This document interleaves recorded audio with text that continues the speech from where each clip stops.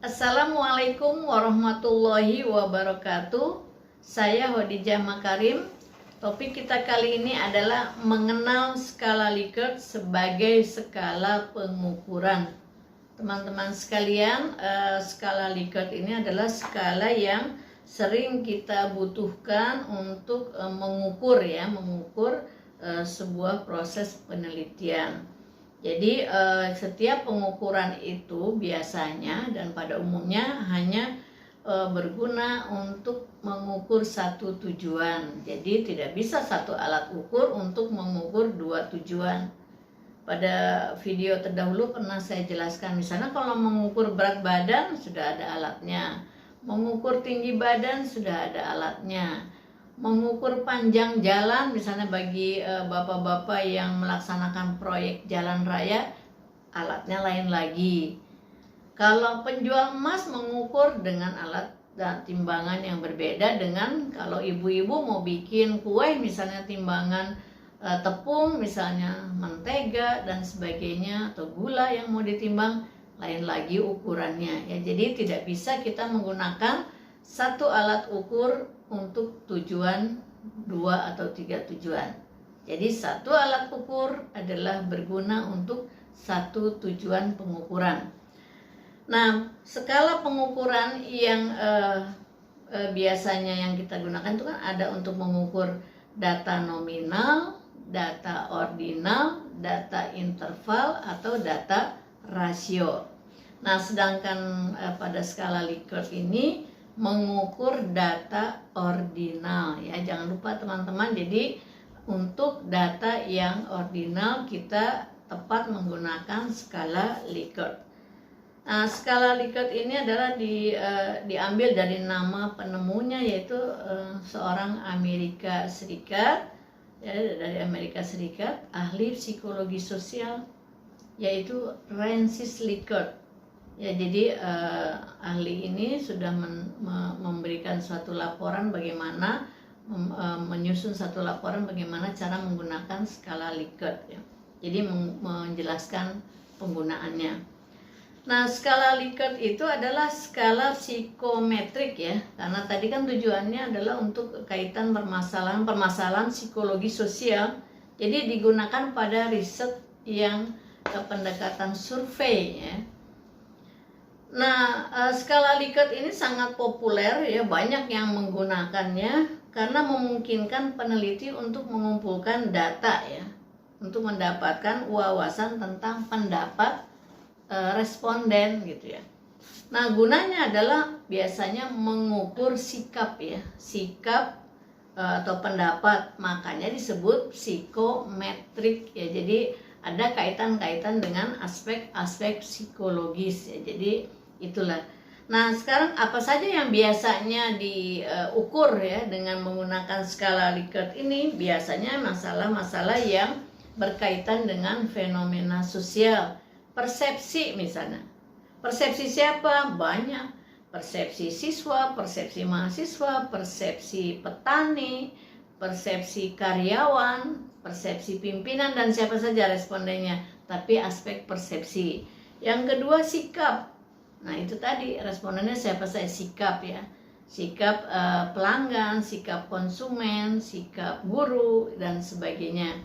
Lalu pendapat masyarakat tentang satu produk, pendapat masyarakat tentang apa misalnya. Jadi sekali lagi biasanya dipakai untuk mengukur persepsi, mengukur pendapat, mengukur sikap, yaitu. Nah, apa yang diukur di skala Likert itu bipolar, ya, bisa yang negatif, bisa yang positif. Tinggal nanti kamu menurutkan apakah di dalam rangkaian pertanyaannya itu, ya, atau pernyataan. Nah, kamu boleh pilih pertanyaan atau pernyataan, gitu ya. Jadi sebaiknya jangan dicampur. Kalau memang satu paket itu kuesioner itu isinya pernyataan, ya semua pernyataan.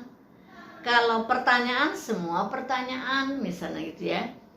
Nah, bagaimana kalau misalnya yang negatif?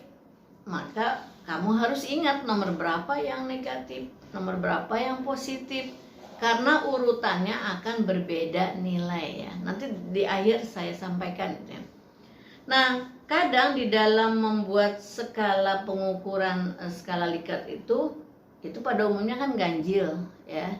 5, 7, 9. Jarang ya membuat 9 ya, tapi pada umumnya 5 gitu. Tapi boleh mau 5, mau 9. Ada juga 4 misalnya.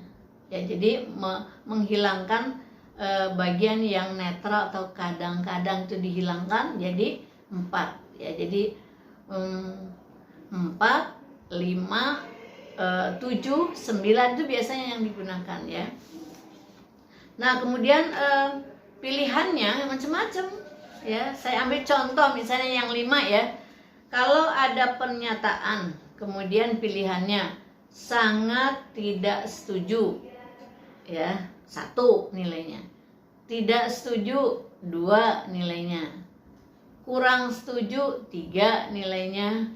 Kemudian setuju nilainya 4 dan yang kelima sangat setuju.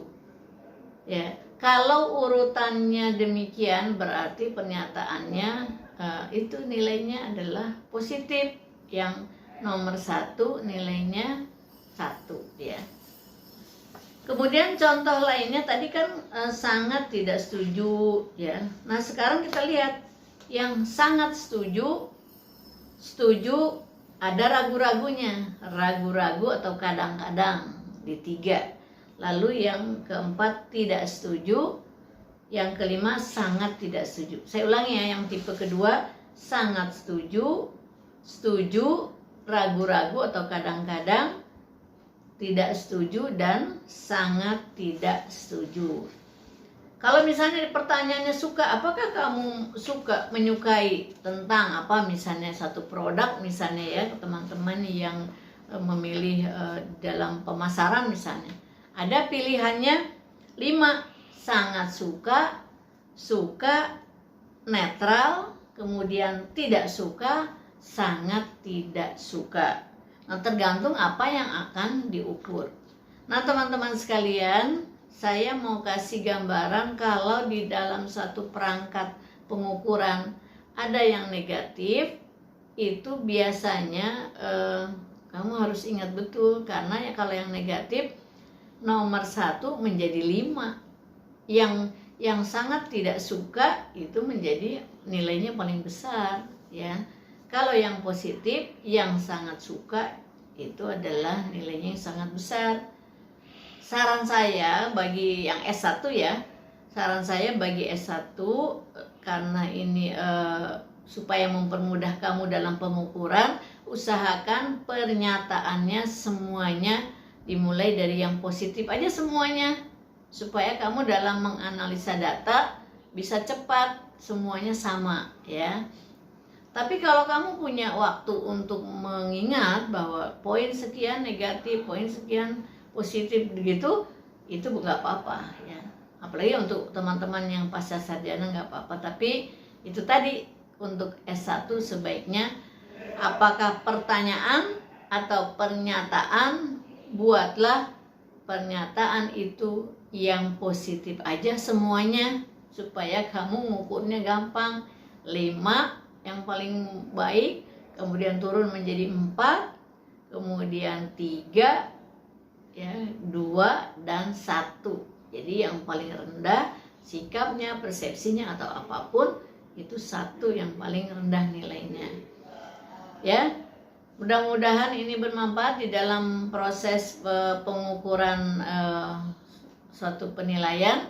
Dan alat ukur ini jangan lupa diturunkan dari variabel, kemudian dari variabel ke subvariabel, lihat aspek-aspeknya, lalu ke indikator dan parameter. Untuk hal ini saya sudah pernah membuatkan videonya buat teman-teman sekalian. Jadi nanti buatlah dalam satu tabel supaya proposalmu itu dibaca oleh pembimbing itu jelas ya, mudah.